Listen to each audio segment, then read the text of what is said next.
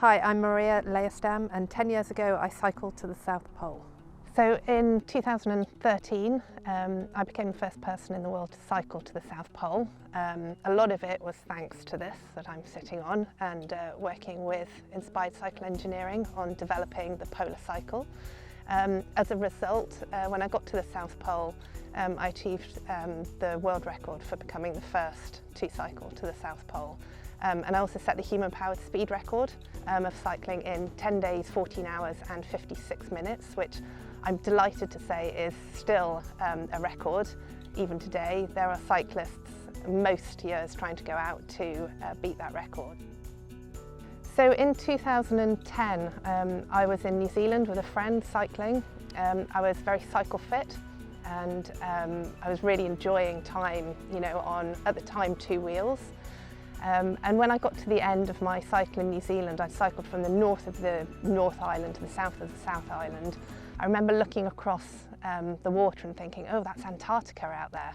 I wonder if anyone cycled on Antarctica.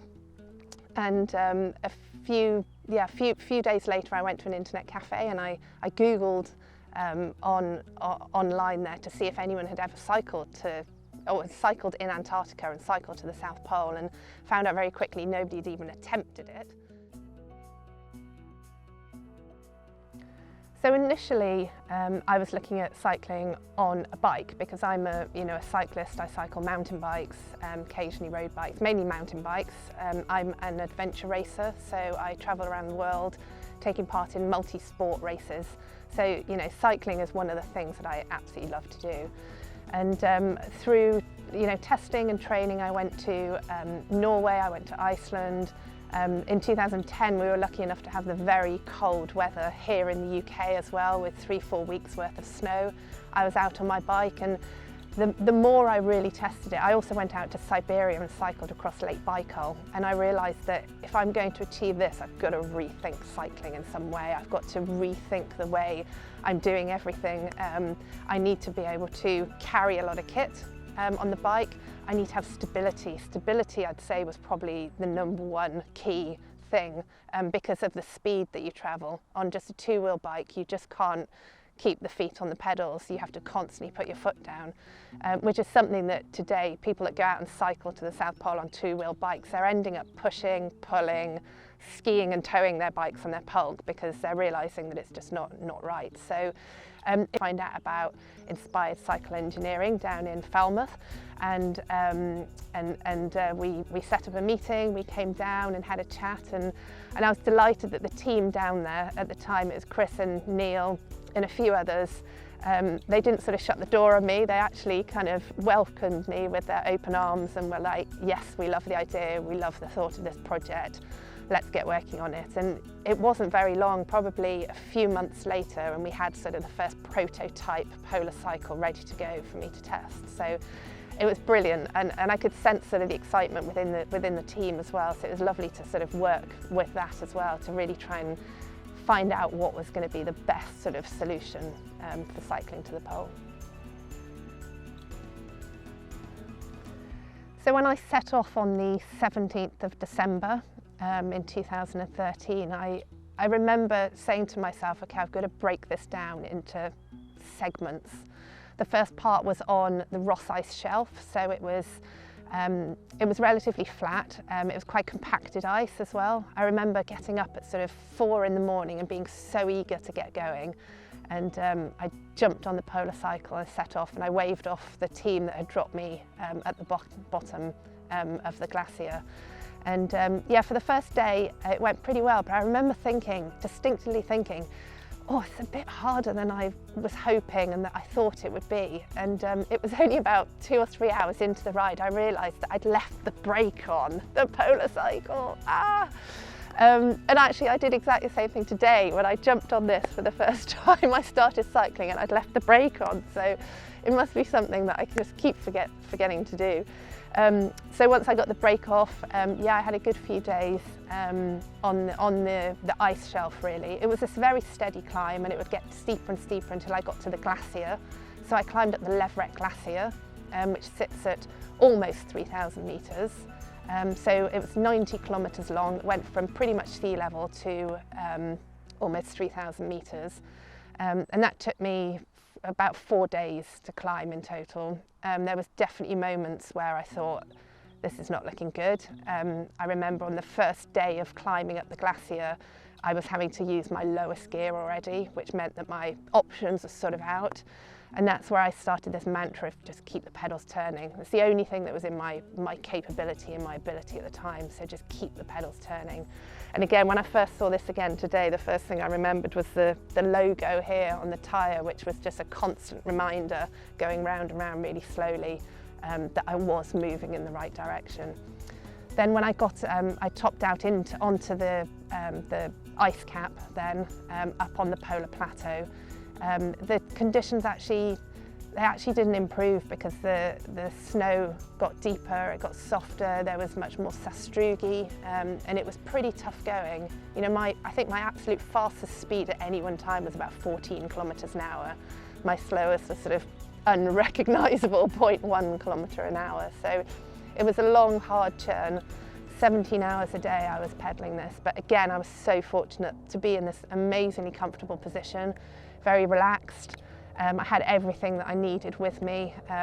All the storage on the back here as well was perfect for carrying all the kit and the gear that I needed to keep me going. So yeah, it was, I'd say it was one long blur, but it was still broken down with definitely some memorable moments. So the polar cycle was almost exactly as I'd want it. There's obviously a few little things that I would change, but the gearing was probably the most critical thing. 21 gears, like I said before, I used the lowest, probably the lowest 4 or 5 for the majority of it. So potentially I didn't need some of the higher gears. I think once when I got up to sort of 14 kilometres an hour, I was able to click it into the highest gear, but that was quite rare. I was so fortunate that nothing actually went wrong. The only one minor thing was that the tyres would actually decompress a little bit at night when I was sleeping. I think the temperature would drop and some of the air would escape from the valves. So I did have to have a bit of an upper body workout most mornings just to top up some of the air. But again, I was constantly testing with the air because when the snow was very soft, I'd let some out to try and get more traction. Again, I'd put studs in the back tyre to give me the traction when I cycled up the glacier, but then as soon as I got onto the polar plateau and it was snow, I realised the snow was actually sticking to the studs. So I spent one whole night trying to remove about 150 studs from the rear tyre, but that definitely helped. I think at some time I remember thinking, okay, I'm making 3 tracks, so there's sort of more drag with it. But then when I weighed that up against the stability I had, the weight bearing capability, the aerodynamic position, it was something that, you know, I was willing to sacrifice for that. So, but all in all, you know, I was very lucky. I had spent time with the guys back at the office, understanding how to, you know, if something had gone wrong, how I would fix it and how I would, you know, deal with that situation. But of course, out in those conditions with very thick gloves is a whole new story. So yeah, no, I was very pleased with how it performed. So the full fat trike, I had the honour of riding a few months ago, and I have to say it's an absolutely incredible machine compared to this, which obviously the position of it is very different. This is a lot more reclined.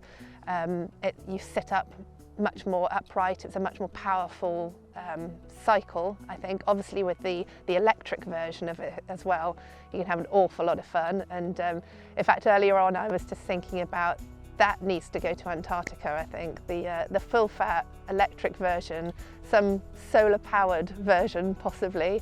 I think it would fare really well out there. So I think people will have a lot of fun on it.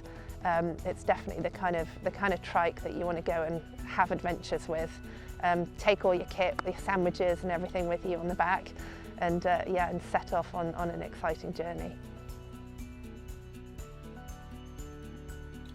So in celebration of the 10-year anniversary, I'm delighted to say that ICE have launched the full fat special edition version.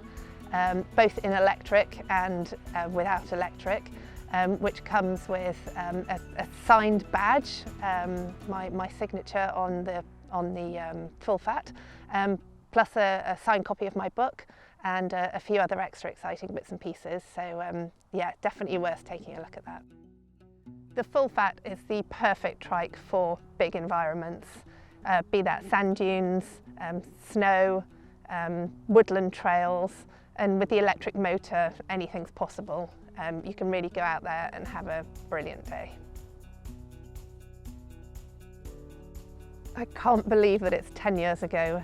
Actually, I was sitting right here and we were filming with ITV just before I was about to set off to the South Pole. A lot has happened in 10 years. I'm now a mother, I've got 2 young children, and I remember when they were very, very small, I would cycle around on this and they would lie on my tummy, which was really nice. But yeah, I mean, it's lovely. I'm still trying to decide what to do with this, because I don't really ride it at the moment, because I'm now doing my adventure racing and other sports, but I'd love to find it a home in a museum somewhere, possibly. I think it deserves that and it needs it.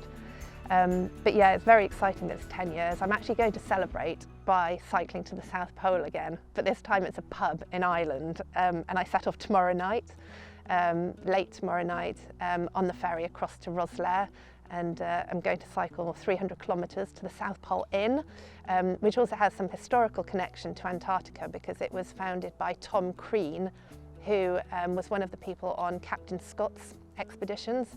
So yeah, there's a lot of it steeped in history, and yeah, looking forward to that. Although I'm hoping it's not going to rain. I'm almost more fearful of the rain than I think I was of the cold in Antarctica. So plus I'm 10 years older now. So, but yeah, no, it feels fantastic, and to have that Guinness World Record and still hold the human-powered speed record is very special. And you know, to watch people going out there year after year after year, it's always been really fascinating to see.